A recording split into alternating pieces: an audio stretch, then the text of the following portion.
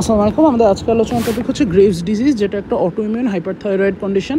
এখানে একটা classical triad পাওয়া যাবে, hyperthyroidism with diffuse thyroid enlargement. Then হচ্ছে প্রিটিবিয়াল মিক্সিডিমা পাওয়া যাবে, টিবিয়ার উপরে একটা ডো লাইক কনসিস্টেন্সির লেয়ার, একটা ইডিমার মতো। আর হচ্ছে প্রোট্রুশন অফ আইবল, যেটাকে এক্সাপথ্যালমাস বলা হয়। তো এটা like all other autoimmune diseases female predisposition বেশি, অলমোস্ট 10 টাইমস, এবং এটা রিপ্রোডাক্টিভ এজের ফিমেলদের হয়ে থেকে 10 to 40 year old স্পেসিফিক্যালি।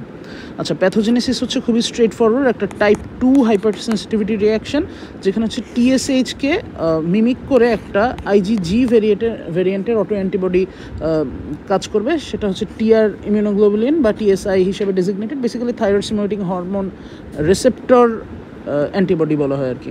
তো এটা থাইরয়েড স্টিমুলেটিং হরমোন যা যা কাজ করে সেগুলি করবে, এবং থাইরয়েড হরমোনকে স্টিমুলেট করে হাইপারথাইরয়েড স্টেট আর কি ক্রিয়েট করবে। এখানে একটা এক্সোপথ্যালমাসের ছবি দেওয়া, এখানে হচ্ছে একটা ওয়াইড একটা স্টিয়ারিং লোক দেখা যাচ্ছে, তার হচ্ছে ডিপ্লোপিয়া ডেভেলপ করেছে এবং ভিজুয়াল অ্যাকিউরিটি লস হয়েছে। তো তারই আবার হচ্ছে একটা সিটি স্ক্যানের ছবি নিচে দেওয়া, যেখানে দেখা যাচ্ছে যে এক্সট্রাকুলার মাসেলগুলি অনেক বেশি ফুলে গিয়েছে, যার কারণে এই যে লেফট সাইডে আমরা দেখা যাচ্ছে যে অপটিক নার্ভটা কম্প্রেশন হয়েছে, এর কারণে ওনার ভিজুয়াল অ্যাকিউরিটি লস হয়েছে। তো এই হচ্ছে আমাদের এক্সোপথ্যালমাসের ফিচারটা দেখলাম। এখন হচ্ছে জেনেটিক্যাল বা ফ্যামিলিয়াল যে ফ্যাক্টরগুলো এখানে কাজ করছে। টুইনদের ক্ষেত্রে দেখা যায়, এটা বলা হচ্ছে যে বিশেষ করে মনোজাইগোটিক টুইন বা আইডেন্টিক্যাল টুইনের ক্ষেত্রে 20 to 40% কেসে দেখা যায় যে দুইজনেরই এই গ্রেভস ডিজিজটা আছে, আর ডাইজাইগোটিক টুইনদের ক্ষেত্রে 5% কনকর্ডেন্স দেখা যায়। কমনলি অ্যাসোসিয়েটেড জিন হাশিমোটোজে যেগুলো দেখছিলাম সেগুলি পার্টিকুলারলি CTLA4, PTPN22, দেন হচ্ছে আমাদের thyroid stimulating hormone receptor 1, CD40-25, এইগুলির ক্ষেত্রে বেশি দেখা যায়। তাছাড়া HLA DR5 ওই ক্ষেত্রে আমরা দেখেছিলাম, এই ক্ষেত্রে হচ্ছে HLA DR বিটা ARG74, এই HLA-তে সমস্যা হয়। আর একটা ইন্টারেস্টিং ফিচার হচ্ছে যে স্মোকিং দেখা যায় একটা important cause of exophthalmos related with Graves disease. এরপরে আমরা হিস্টোলজিটা যদি একটু দেখি, হিস্টোলজিতে আমরা দেখা যাচ্ছে ম্যাক্রোস্কোপিক্যালি আমরা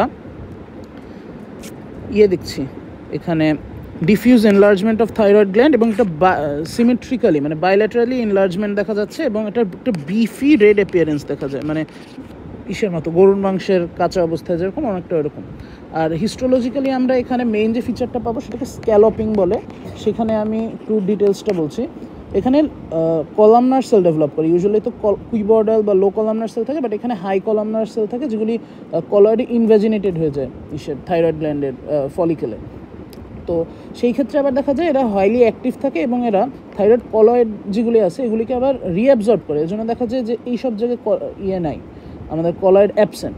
তো এই জিনিসটা যে রিঅ্যাবজর্ব করছে, এটা অনেকটা যে ড্রেজিং করে কুড়িয়ে কুড়িয়ে মাটি সরিয়ে নেয়, অনেকটা ওইরকম জিনিসটা। এর জন্য এটাকে স্ক্যালপিং বলে। স্ক্যালপ হচ্ছে একটা সামুদ্রিক টাইপের, শামুক টাইপের, যেটা আর কি খাবার হিসাবে ইউজ করা হয়, বা পার্লস পাওয়া যায় কিছু একটা। তো এইটাকে আর কি এরকম করে কুড়িয়ে কুড়িয়ে নিয়ে আর কি কালেক্ট করা হয়, এর জন্য এই পুরো প্রসেসটাকে স্ক্যালপিং বলা হচ্ছে। তো অনেকটা এরকমই আর কি কলয়েডটা রিঅ্যাবজর্পশন হচ্ছে। আচ্ছা, নেক্সট হচ্ছে আমাদের ক্লিনিক্যাল ফিচার কী কী দেখা যায়। যে ডিফাইনিং ট্রায়াড ছিল সেইটাই মেনলি এখানে কাজ করছে। ওই তিনটা যেটা ছিল, হাইপারথাইরয়েডিজম, দেন হচ্ছে আমাদের প্রিটিবিয়াল মিক্সিডেমা, আর হচ্ছে এক্সোপথ্যালমাস।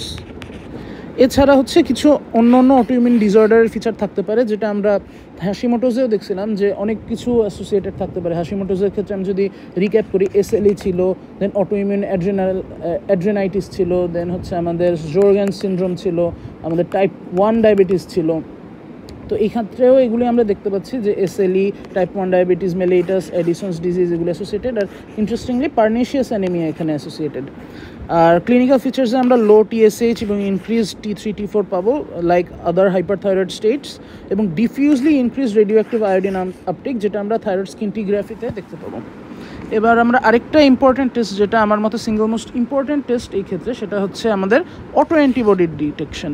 তো থাইরয়েড হরমোনের ক্ষেত্রে 90%-এরও বেশি TSH রিসেপ্টরের এগেনস্টে অ্যান্টিবডি দেখা যায়, এবং TPO এবং থাইরোগ্লোবুলিনের এগেনস্টেও অ্যান্টিবডি পাওয়া যায়, অলমোস্ট হাফ কেসেসেই পাওয়া যায়। সো এগুলি দিয়ে আর কি আমাদের ক্লিনিক্যাল ফিচার ডিটেকশনে হেল্পে আসতে পারে। এরপর আমরা যদি ম্যানেজমেন্টটা দেখি, ম্যানেজমেন্টের ক্ষেত্রে আমাদের তিনটা যে ডিফাইনিং ট্রায়াড, তিনটার জন্য আলাদা আলাদা ট্রিটমেন্ট। ফার্স্টলি আমরা হচ্ছে হাইপারথাইরয়েডিজমের বা থাইরোটক্সিকোসিসের জন্য কী ট্রিটমেন্ট নেব। তো এটা হচ্ছে একটা লিনিয়ার ফ্লোতে কাজ করবে। ফার্স্টলি হচ্ছে অ্যান্টিথাইরয়েড ড্রাগ দিয়ে চেষ্টা করা হবে। যদি এইটা কোনো কারণে কন্ট্রাইন্ডিকেটেড থাকে বা যদি এটা কাজ না করে সেক্ষেত্রে থাইরয়েডেক্টমি করব। থাইরয়েডেক্টমিতে কাজ না হলে রেডিও অ্যাক্টিভ থায়োডিন আমরা ইউজ করবো, বা যদি থাইরয়েডেক্টমি কন্ট্রাইন্ডিকেটেড থাকে। অ্যান্টিথাইরয়েড ড্রাগের মধ্যে কার্বিমাজল আর হচ্ছে প্রোপাইলথায়োইউরোসিল, এই দুইটাই মেইন।